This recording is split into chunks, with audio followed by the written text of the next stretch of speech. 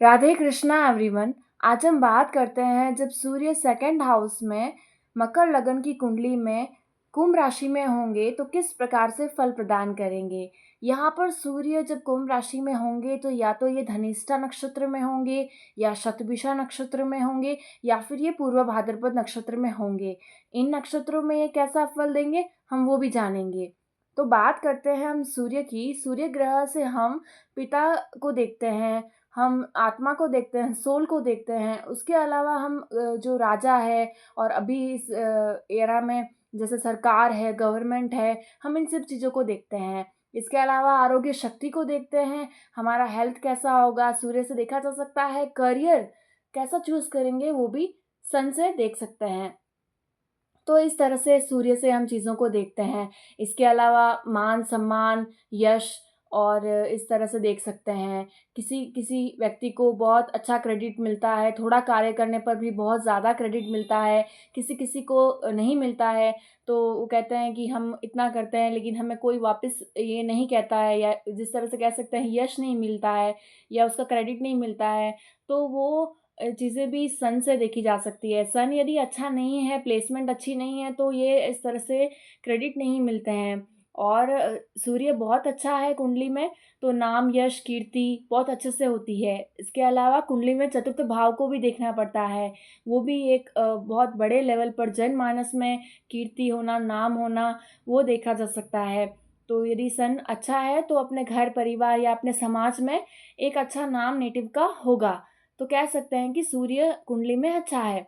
इसके अलावा यदि हम बात करें सेकंड हाउस की, तो सेकंड हाउस जो है वाणी का कारक होता है। जिनकी अच्छी वाणी है, प्रभावशाली वाणी है, अच्छे ग्रह द्वितीय भाव में बैठे हैं तो है। यहाँ पर सूर्य बैठे हैं तो ये एक प्रभावशाली वाणी को दर्शाता है, एक डोमिनेट वाणी को दर्शाता है, जो दूसरों पर हावी करने के लिए एक अहंकार युक्त वाणी, ऐसा कह सकते हैं। इसके अलावा यदि हम बात करें तो तृतीय भाव से हम कुटुंब, वाणी, भोजन का प्रकार, ये सब देखते हैं। और हम देखते हैं जो फॉर्मल एजुकेशन है, जो शुरुआती एजुकेशन है, वो कैसी हुई है, वो भी हम तृतीय भाव से देखते हैं।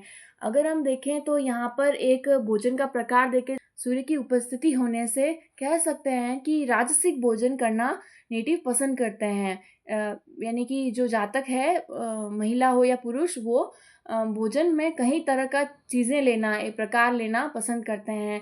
तो जिस तरह से अगर हम बात करें तो ये ओवरऑल दाहिने नेत्र को दर्शाता है। सूर्य का यहाँ प्लेसमेंट होने से कह सकते हैं कि दाहिने नेत्र में कोई संबंधी कोई प्रॉब्लम हो। इसके अलावा सूर्य यदि तृतीय भाव में होते हैं तो मुख के रोग दे सकते हैं, और एक कुटुंब से क्लैशेस, कुटुंब से झगड़ा रहता है, क्योंकि डोमिनेट पर्सनैलिटी खुद की दिखाता है यहाँ पे। और कहीं न कहीं वो जो नेचर है वो कुटुंब से मिला है या पिता से मिला है, या जो परिवार में देखा है वो सीखा है, इसलिए डोमिनेट पर्सनैलिटी खुद की है, वाणी खुद की डोमिनेट है और वो विरासत में मिली है। तो कह सकते हैं कि यहाँ पर जो सेकंड हाउस में सूर्य होने से इस सब चीज़ों को देख सकते हैं। और अगर हम बात करें तो नेत्र में परेशानी, दंत रोगी या इस तरह से दाँतों में कोई परेशानी देखी जा सकती है। तो ओवरऑल अगर हम बात करें तो ये यहाँ पर सबसे इम्पोर्टेंट चीज़ ये है कि कुंभ राशि में है। कुंभ राशि जो है वो एक स्थिर राशि है। उसके अलावा अगर देखें तो ये वायु तत्व राशि है। तो स्थिर राशि में सूर्य होने से करियर चेंजेस तो नहीं देखे जा सकते हैं, पर मल्टीपल थिंग्स में इंटरेस्ट होना, मल्टीपल चीज़ों की तरफ रुचि रखना, कह सकते हैं ऐसा। रिसर्च माइंडेड होना, उसके अलावा जो है इनोवेटिव होना, इनोवेटिव आइडियाज़ आना, और उसके अलावा फ़ोटोग्राफ़ी या इस तरह की काफ़ी चीज़ों में दिलचस्पी लेना, जो इंटरेस्ट है वो देखना, और जो नेटवर्क बनाने में, क्योंकि ये यहाँ पर कुंभ राशि कालपुरुष की कुंडली में एकादश भाव में आती है, 11th हाउस में आती है, जो कि लाभ का भाव है, उसके अलावा नेटवर्किंग का भी भाव है। तो ये यहाँ पर ये भी बताता है कि जो लाभ है, जो चीज़ें हैं, हर जो भी कार्य करते हैं उसमें अपना लाभ सबसे पहले देखना पसंद करते हैं। उसके अलावा अगर देखें तो सूर्य जैसे आरोग्य शक्ति है, तो आरोग्य की तरफ से जो हेल्थ इश्यूज़ है, वो जैसे मैंने कहा डेंटल कोई दंत रोग हो या फिर नेत्र संबंधी कोई रोग हो, तो देखा जा सकता है। इस तरह से यदि बात करें तो ये इनोवेटिव बनाता है, रिसर्च माइंडेड बनाता है, और ये कह सकते हैं कि शनि की राशि में है सूर्य, तो पिता के साथ जो रिश्ते हैं वो जटिल हो सकते हैं, यानी काफ़ी कॉम्प्लिकेटेड हो सकते हैं। और यहाँ पर कह सकते हैं कि नेटिव ऐसा सोचता है कि वो डोमिनेट हो रहा है अपने पिता से, या फिर रिलेटिव लोगों से या कुटुंब के संबंधियों से, कह सकते हैं ऐसे। या फिर वो उन्हें डोमिनेट कर रहे हैं, और या फिर लोगों को लगता है कि ये जो है इसकी पर्सनैलिटी ऐसी है कि ये डोमिनेट, या फिर ये एक तरह से है। इसके अलावा नर्वस सिस्टम संबंधी परेशानियाँ देखी जा सकती है, तंत्रिका तंत्र संबंधी परेशानियाँ, और जो चीज़ें हैं जो अपने आइडेंटिटी को लेकर है, वो भी देखी जा सकती है, समाज में पहचान को लेकर। धन संपत्ति जो है वो पैतृक संपत्ति इन्हें मिलती है, सेकंड हाउस में होने के कारण सेकंड हाउस जो धन से संबंधित चीज़ें देखी जाती है, और वो जो ऑलरेडी अवेलेबल है या जो जो जमा हुआ धन है। और यदि हम देखें तो यहाँ पर ये अष्टम भाव के स्वामी होकर के द्वितीय भाव में बैठे हैं, अपने से सप्तम बैठे हैं। और इस तरह से कहें तो यहाँ पर डीप रिसर्च, ऐसे सब्जेक्ट जैसे ज्योतिष है या कोई ऑकल्ट से संबंधित सब्जेक्ट, या फिर किसी भी फील्ड में, अगर साइंस के फील्ड में है, किसी भी इनोवेटिव फील्ड में है, इंजीनियरिंग के फील्ड में है, वो वहाँ पर डीप में जाकर के चीज़ों को जानने की कोशिश करते हैं। ये एक ट्रेट होता है। सूर्य, जैसे कि मैंने कहा, करियर भी है, तो करियर से संबंधित चीज़ें जो है वो देख सकते हैं कि ये ऐसे ही पसंद करते हैं जहाँ पर डीप में जाकर वो रिसर्च कर सकें और रिसर्च माइंडसेट के साथ कार्य कर सकें। सप्तम दृष्टि, सूर्य की सप्तम दृष्टि अष्टम भाव में होना और अष्टमेश होकर के द्वितीय भाव में होना, ये यही बताता है कि ये जो धन संचय है वो कहीं न कहीं इस तरीके से है, जो कि रिसर्च से माइंड या ऑकल्ट से संबंधित कार्य, ज्योतिष से संबंधित कार्य करके देख सकते हैं। इसके अलावा यदि हम ओवरऑल बात करें तो ये जो पोज़ीशन है, ये जो प्लेसमेंट है सन की सेकंड हाउस में, वो पॉज़िटिव और नेगेटिव दोनों तरह के इफ़ेक्ट्स को दर्शाती है। सैटर्न की राशि में सूर्य का प्लेसमेंट इतना अच्छा नहीं बताया गया है, लेकिन फिर भी ये कहीं न कहीं करियर के हिसाब से ठीक होगा। इसके अलावा यदि मैं बात करूँ तो सन का सेकंड हाउस में होना 8th लॉर्ड होकर के कह सकते हैं कि अनअर्न्ड मनी भी नेटिव के पास होगी, जो उसने खुद ने नहीं कमाई है और उसे विरासत में या नेटिव के जो पैतृक संपत्ति है उस हिसाब से मिली है, ऐसा देखा जा सकता है। यहाँ पर सैटर्न की पोजीशन भी मैटर करती है कि सैटर्न का पोजीशन कहाँ है, और ये बताता है कि नेटिव जो है गवर्नमेंट सेक्टर से प्रॉफिटेबल या एक मान-सम्मान, या यहाँ पर सैटर्न की पोज़ीशन बहुत मैटर करती है, प्लेसमेंट मैटर करती है मकर लगन की कुंडली में। लग्नेश होंगे सैटर्न, और सूर्य भी सैटर्न की राशि में है, तो बहुत मैटर करेगा कि किस तरह का कर्म क्षेत्र नेटिव ने चुना है और कैसे कर्म क्षेत्र में जाएँगे, वो शनि की पोज़ीशन बहुत ज़्यादा बताएगी। अब हम बात करते हैं कि जब सूर्य धनिष्ठा नक्षत्र या शतभिषा नक्षत्र या पूर्व भाद्रपद नक्षत्र में होंगे, तब कैसा फल प्रदान करेंगे। सूर्य जब धनिष्ठा नक्षत्र में होंगे तो यहाँ पर 3rd या 4th चरण में होंगे। पहले के जो 2 चरण थे वो मकर राशि में चले गए थे, और अब ये कुंभ राशि में जो है 2 चरण है, 3rd या 4th। जब हम बात करते हैं धनिष्ठा नक्षत्र की, तो सबसे पहले जो चीज़ें हैं आती है, एक तो ये मंगल का नक्षत्र है। उसके अलावा ये जो नक्षत्र है वो संगीत, नृत्य, म्यूज़िक, इन सब से जुड़ा नक्षत्र है, और फाइनेंस संबंधी, वेल्थ से संबंधित चीज़ें यहाँ से बहुत ज़्यादा जुड़ी है। तो जब हम बात करते हैं सन है धनिष्ठा नक्षत्र में, तो नेटिव जो है कोई फाइनेंस से संबंधित कार्य करता हो, फाइनेंस से संबंधित कार्य में हो, उस फील्ड में हो। उसके अलावा जो है यहाँ पर म्यूज़िक से संबंधित कार्य या संगीत से संबंधित चीज़ें देखी जा सकती है। बाकी सारे प्लेसमेंट भी मैटर करते हैं, शुक्र, बुध कैसा है, वाणी, ये सारी चीज़ें भी मैटर करती है। बाकी कहीं ना कहीं संगीत में रुचि कह सकते हैं। मंगल का नक्षत्र है, ज़मीन जायदाद से जुड़े कार्य, उसके अलावा नेतृत्व करने की अद्भुत क्षमता होती है, लीडरशिप क्वालिटीज़ बहुत अच्छी होती है। ये किसी भी सेक्टर में हो, सब लोगों को साथ लेकर के चलना, बहुत सारे लोगों को गाइड करना, एज अ मेंटर भी ये बहुत अच्छा कार्य करते हैं। हमेशा अपने करियर में अपलिफ्ट होते रहना या हमेशा अपने करियर को आगे बढ़ाते रहना, ये इनका एक प्रोमिनेंट जो है पैशन कहें या प्रोमिनेंट जो है लक्ष्य होता है, टारगेट होता है। इसके अलावा यदि हम बात करें तो ये लोग हैं लार्ज ऑर्गेनाइजेशन से जुड़े होते हैं, यानी कि बड़े संस्था से, बड़े संगठन से जुड़े होते हैं, वहाँ से जुड़कर ये कार्य करते हैं। उनकी प्रसिद्धि में इनकी प्रसिद्धि शामिल होती है। जैसे कोई बड़ा नेम है कंपनी का या किसी भी सेक्टर में बड़ा नाम है और गर्व से कहते हैं कि हम उसमें कार्य करते हैं। इस तरह का इनका यहाँ पर देखा जा सकता है करियर से संबंधित चीज़ों में। अगर हम रिलेशनशिप की बात करें तो सन जो मंगल के धनिष्ठा नक्षत्र में ज़रूरी नहीं है यहाँ पर कि रिलेशन अच्छे हों। कारण क्या है कि जब कोई व्यक्ति अपने करियर को लेकर बहुत ज़्यादा बढ़ावा दे या उसे बहुत ज़्यादा अहमियत दे और उसमें हमेशा अपलिफ्ट होना चाहे, हमेशा नाम यश कीर्ति पाना चाहे, तो कहीं ना कहीं अक्सर रिश्तों में जो है मनमुटाव या रिश्तों में क्लैशेस देखने को मिल सकते हैं।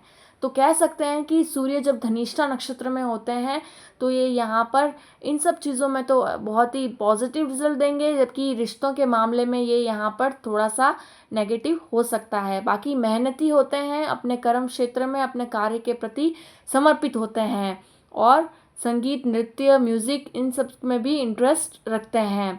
मंगल का नक्षत्र है तो प्रॉपर्टी संबंधी कार्य या फिर यदि मंगल इनकी कुंडली में प्रोमिनेंट है, जैसे कि लगन में ही है, मकर लगन में है तो उच्च का मंगल है, तो कह सकते हैं ऐसे लोग जो है कि बहुत ज़्यादा आईएएस आईपीएस या फिर जो है सैनिक, ब्रिगेडियर या सेना के क्षेत्र में कोई बड़े लेवल पर हो सकते हैं। वहाँ पर ये अपने आप को उस पोजीशन पर पाने, कार्य करने का गर्व हर समय महसूस करते हो, कह सकते हैं ऐसा। उसके अलावा अगर मैं बात करूँ सन जो है शतभिषा नक्षत्र में कैसा फल देंगे। शतभिषा नक्षत्र एक राहु का एक नक्षत्र है। स्वाति आद्रा के अलावा राहु का ये नक्षत्र शतभिषा है। शतभिषा नक्षत्र में सूर्य जो है वो कह सकते हैं कि सूर्य राहु के नक्षत्र में शनि की राशि में आसान तो नहीं रहा होगा जीवन, ना पिछला ना ये इस जन्म का जीवन, पर कहीं ना कहीं कहेंगे कि एक आत्मसम्मान या ईगो बहुत ज़्यादा हाई होता है।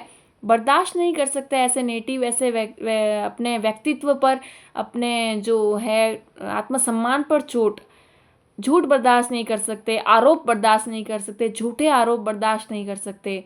ये होते ही ये अपने जो है आत्मसम्मान को ऐसा समझते हैं कि आत्मसम्मान पर चोट लगी है और फिर ये भिड़ जाते हैं, ऐसा कह सकते हैं।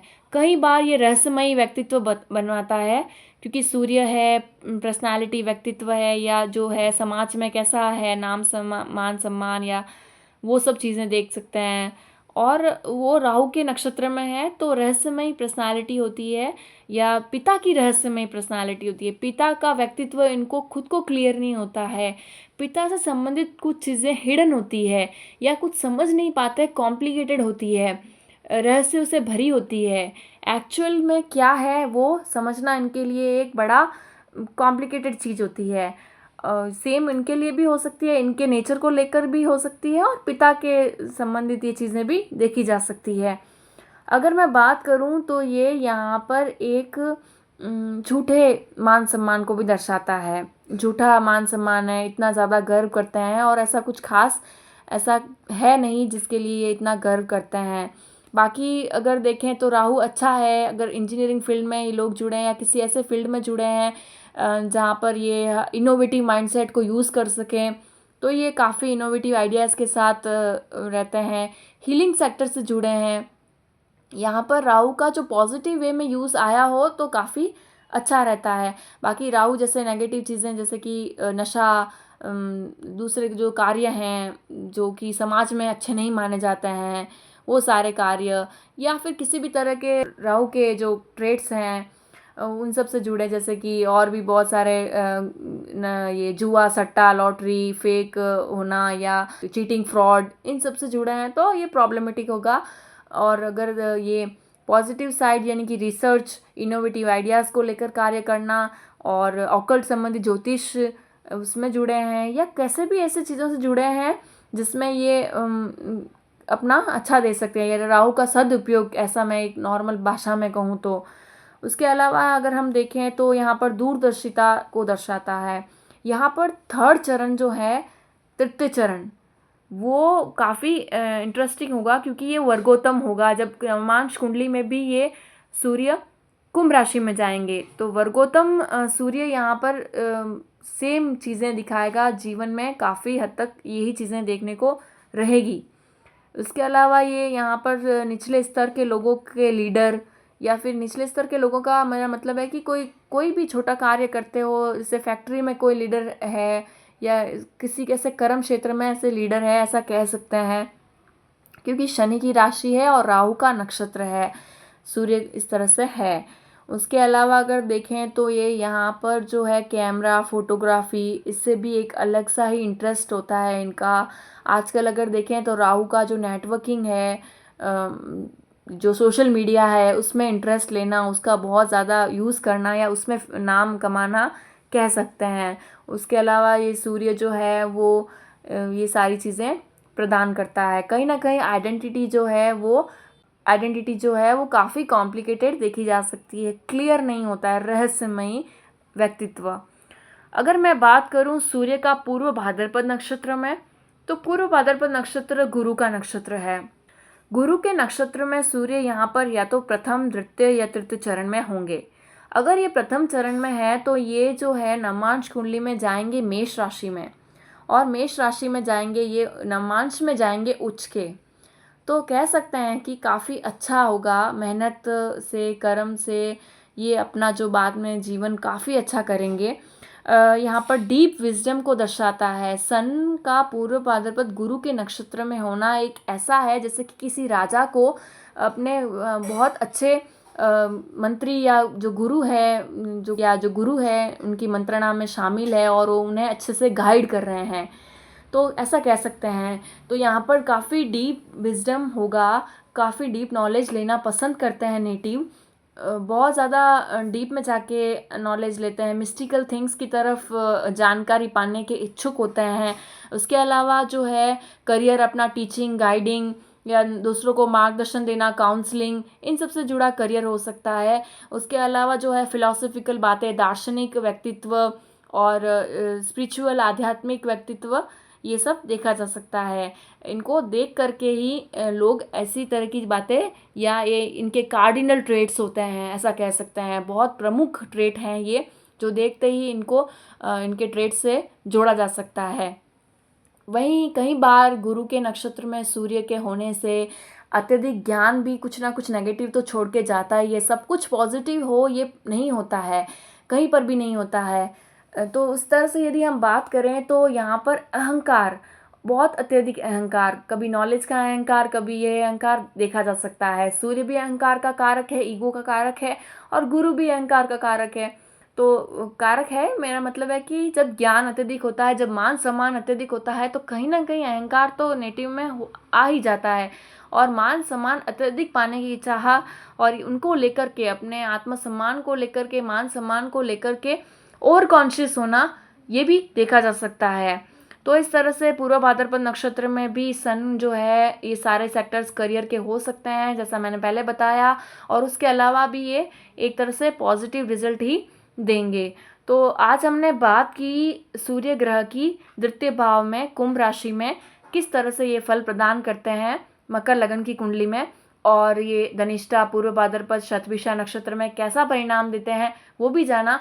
अगर आपने इससे रिलेट किया है तो लाइक, शेयर, सब्सक्राइब करिएगा। राधे राधे।